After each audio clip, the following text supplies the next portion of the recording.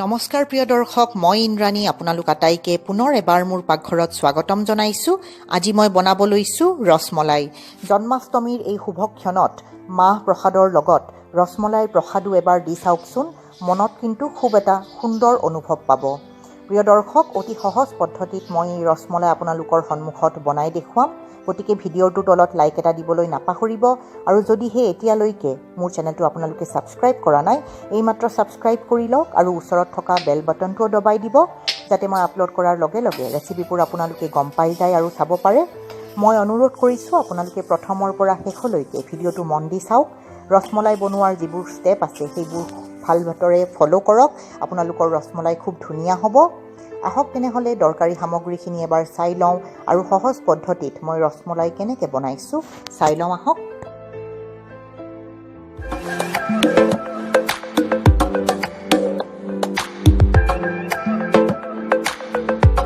ৰসমলাইৰ কাৰণে চানাখিনি আমি প্ৰথমতে বনাব লাগিব। এয়া 1 লিটাৰ মই গাখীৰ লৈছোঁ, ভাল কোৱালিটিৰ গাখীৰ ল'ব, আৰু এয়া 2 চামুচ ভিনেগাৰ আৰু 2 চামুচ পানী মিক্স কৰি লৈছোঁ। বহুতে নেমুৰ ৰসেৰেও গাখীৰ ফটাই, মই ভিনেগাৰ ইউজ কৰিম। এয়া গাখীৰখিনি গেছত বহাই দিলোঁ, ভালদৰে গৰম কৰি উতলাই ল'ব লাগিব। এবাৰ উতল অহাৰ পিছত গেছটো মই বন্ধ কৰি দিম, আৰু গেছ বন্ধ কৰাৰ 5 মিনিট পিছতহে ইয়াতে মই ভিনেগাৰখিনি যোগ কৰি দিম। এয়া চাওক, গেছ বন্ধ কৰি দিলোঁ। গেছ বন্ধ কৰাৰ পিছত 5 মিনিট পিছত এয়া মই ইয়াতে ভিনেগাৰখিনি যোগ কৰি দিম। এয়া ভিনেগাৰখিনি যোগ কৰাৰ পিছত গাখীৰখিনি ফাটি উঠিছে। অকণমান সময় এনেকৈ লৰাচৰা কৰি থাকিব লাগিব, তেতিয়াহে ভালকৈ ফাটিব। এয়া 2-3 মিনিট ভালদৰে লৰাচৰা কৰি ল'লোঁ। এয়া হৈ গ'ল। এতিয়া এখন এনেকুৱা চেকনি লৈ লৈছোঁ। ইয়াৰে ওপৰত এখন পাতল কটনৰ কাপোৰ লাগিব। মই ব্যৱহাৰ নকৰা ৰুমাল এখন লৈ লৈছোঁ কটনৰ।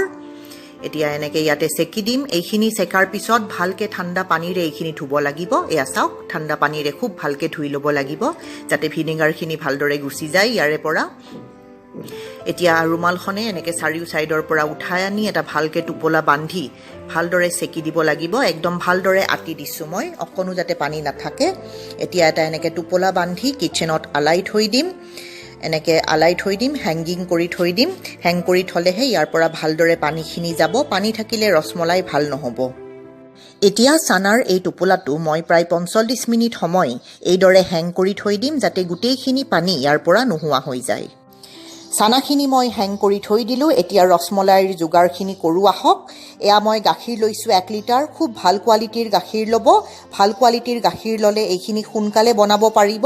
পনীয়া গাখীৰ হ'লে বেছি সময় লাগিব। লগতে লৈছোঁ আধা বাতি চেনি। চেনিৰ পৰিমাণটো আপোনালোকৰ সোৱাদ অনুসৰি কম বেছি কৰি ল'ব পাৰে। 15টা পিস্তা লৈছোঁ, 12টা কাজু, 12টা আলমণ্ড বাদাম মিহি মিহিকৈ কাটি লৈছোঁ, এচিকুট কেশৰ লৈছোঁ, আৰু 3টা ইলাচীৰ পাউডাৰ বনাই লৈছোঁ। পিস্তা আৰু কাজুখিনিও মিহি মিহিকৈ কাটি লৈছোঁ। এয়া গাখীৰখিনি গেছত বহাই দিলোঁ। এতিয়া গাখীৰখিনি উতল অহাৰ পিছত গেছটো একদম কম কৰি থ'ম। চিমত বনাব লাগিব। এই গাখীৰ ঘন কৰা প্ৰচেছটো গেছ একদম কম কৰি কৰিব লাগিব। এতিয়া 5 মিনিটৰ পিছত গাখীৰখিনি উতল অহাৰ 5 মিনিটৰ পিছত মই কম জুইত এইখিনি লৰাই চৰাই আছোঁ। লগতে এতিয়া মই কেশৰখিনি দি দিলোঁ। কেশৰখিনি মিলাই দিয়াৰ পিছত ইয়াতে পিস্তাখিনি, মিহি মিহিকৈ কাটি থোৱা আলমণ্ড বাদামখিনি আৰু মিহি মিহিকৈ কাটি লোৱা কাজুখিনি ইয়াতে যোগ কৰিম, আৰু এইখিনি এনেকৈ লৰাই চৰাই থাকি কম গেছত ঘন কৰিব লাগিব। যিমান গাখীৰ লৈছোঁ তাৰ 50% থাকিব লাগিব। এতিয়া মই এইখিনি ঘন কৰিব। এতিয়া এটা মিক্সিং বাউল লৈ ল'ম। এয়া হেং কৰি থোৱা চানাখিনি, এয়া চাওক 45 মিনিট হৈ গ'ল। এতিয়া এইখিনি খুলি চাম। খুব ধুনীয়া টান এটা লাড্ডু হৈ গৈছে। এয়া চাওক, পানীখিনি একদম ভালদৰে নোহোৱা হৈ গৈছে। এয়া এইখিনি এতিয়া ভাঙি আটা মাৰাৰ নিচিনা এইখিনি মাৰি থাকিব লাগিব। খুব ভালকৈ মাৰিব লাগিব, তেতিয়াহে পেৰাখিনি ছফ্ট হ'ব, ৰসমলাই খাই ভাল লাগিব। কোমল কোমল দোকানৰ দৰে ৰসমলাই হ'ব। এয়া 5 মিনিট হৈ গ'ল। 5 মিনিটৰ পৰা মই এইখিনি খুব ভালকৈ মঠি আছোঁ। এয়া চাওক, আপোনালোকে চাব পাৰিছে কোমল হৈ গৈছে। এতিয়া এইখিনি সময়ত এচামুচ কৰ্ণফ্ল'ৰ দিম মই। কৰ্ণফ্ল'ৰখিনি দিলে বাইণ্ডিং কৰাত সহজ হয়, বাইণ্ডিংটো ভাল হয়, বান্ধিব সহজ হয়। এয়া চাওক, কৰ্ণফ্ল'ৰখিনি দিয়াৰ পিছত মই প্ৰায় 3 মিনিট সময় এইখিনি পুনৰ ভালদৰে মাৰি ল'লোঁ। খুব ছফ্ট হৈ গৈছে। এতিয়া সৰু সৰু লাড্ডুৰ আকৃতি কৰি ইয়াক পেৰাৰ আকৃতি কৰিব লাগিব।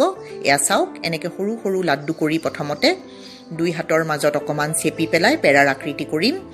এতিয়া এইখিনি আমি চেনিৰ পাকত বইল কৰিম চেনিৰ পাকত বইল কৰাৰ পিছত এই পেৰাকিটা ফুলি ফুলি যাব সেই হিচাপত আপোনালোকে যিমান পাৰে সৰু সৰু পেৰা বনাব মই খুব ভাল গাখীৰ ব্যৱহাৰ কৰিছিলো গাখীৰখিনি গোটা আছিল সেই কাৰণে 1 লিটাৰ গাখীৰতে 14টা পেৰা হৈছে আপোনালোকে চাব পাৰিছে পনিয়া গাখীৰত ছানা বেছি নুলাই পানী বেছি হৈ যায় এয়া গটিকে ভাল গাখীৰ ব্যৱহাৰ কৰিব এয়া হৈ গল ৰসমলাইৰ পেৰাকিটা বনাই থৈ দিলো ৰেডি কৰি এতিয়া চেনিৰ পাকৰ ব্যৱস্থাটো কৰি লম চেনিৰ পাকৰ কাৰণে মই 1 কাপ চেনি আৰু 2.5 কাপ পানী ব্যৱহাৰ কৰিছো এইখিনি ভালদৰে মিলাই দিম এতিয়া গেছটো অন কৰি ফুল গেছত ফুল ষ্টিম ৰাখি এইখিনি হ'বলৈ দিম চেনিখিনি ডিজলভ নোহোৱালৈকে এনেদৰে লৰাই চৰাই থাকিম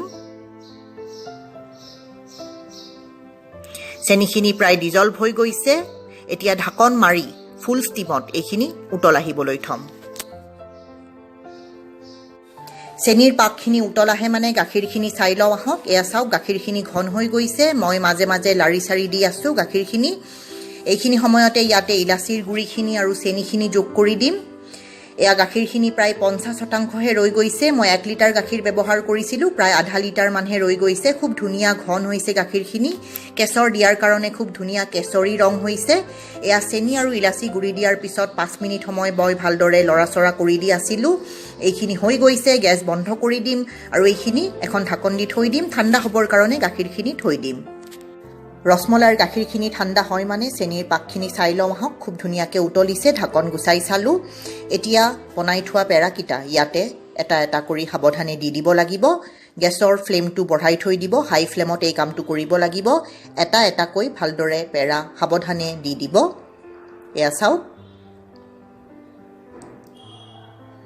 এয়া মই গোটেই কেইটা পেৰা দি দিলো এতিয়া গেছৰ ফ্লেমটো মিডিয়াম কৰি দিম আৰু ঢাকন মাৰি 15 মিনিট সময় এইখিনি সিজিবলৈ থম সিজিলে পেৰাকিটা অকমান ফুলি ফুলি উঠিব আপোনালোকে চাব পাৰিব আৰু কোমলো হ'ব যথেষ্টখিনি 15 মিনিটৰ পিছত ঢাকন খুলি চাম এয়া চাওক খুব ধুনীয়া হৈছে পেৰাকিটা সফট হৈ গৈছে ফুলি ফুলি উঠিছে ডাঙৰ যেন লাগা হৈছে গেছ বন্ধ কৰি দিম ঠাণ্ডা হ'বলৈ থম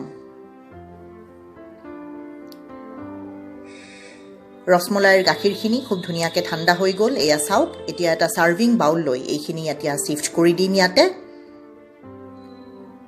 এয়া আমাৰ পেৰাকিটাও ঠাণ্ডা হৈ গৈছে এতিয়া এখন লুচি ভাজা জালনা লৈ ল'ম তাৰে ওপৰত চামুচেৰে এটা এটাকৈ পেৰা উঠাই এক্সট্ৰা ৰসখিনি অকমান চেকি দিয়াৰ দৰে চেষ্টা কৰিম